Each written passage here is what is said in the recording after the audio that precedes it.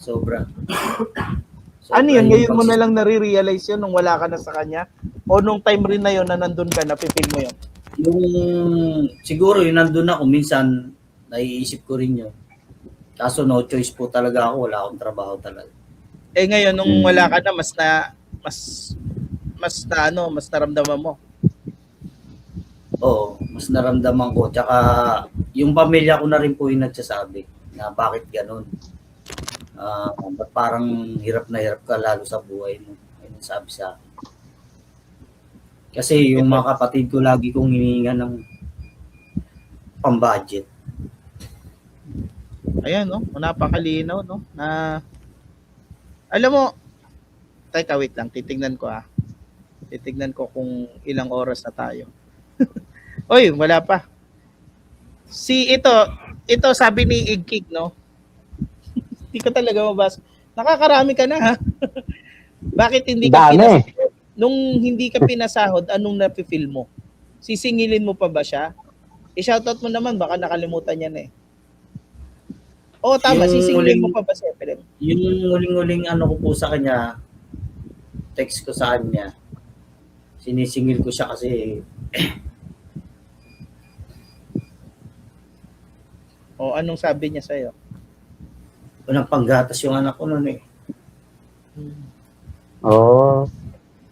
Sinisingil mo. Uy, sorry Sir Casper, no? Wala daw siyang pera. Pero meron siyang pang casino.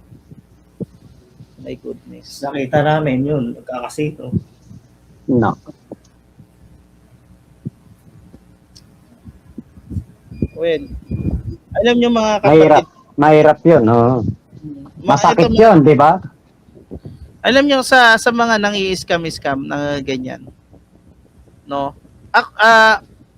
Yung tingnan natin yung part na ano, yung human side ng mga biktima kasi alam mo isa sa mga kinakainisan ko yung mga pag merong mga naloko ganyan o kaya tinapakan sa ulo, sinisisi pa yung biktima. Alam nyo, may part dyan kasi na gusto niyang maging totoo yung sinasabi sa kanya, kaya hindi niya mabitawan. Ikaw na mismo ang nakaranas eh. Walang panggatas yung anak mo. Kailangan mo ng pera, syempre, kontakin mo siya. Tapos napakasakit kasi nun eh, na alam mo, araw-araw nasa casino to eh. Tapos, yung kung kailangan mo lang naman siguro, kunwari, pag kailangan mo ng 500 o 1,000, hindi ka napagbigyan, kailan mo nasimulan na maramdaman to na parang napaka-unfair kasi pera mo naman yung kinukuha mo, sahod mo, di ba? Ang dami mong ginawang kabutihan sa kanya eh. Actually, talagang ang tingin nga namin sa'yo, parang sobra ka nang nagpaalila talaga kay Norman eh.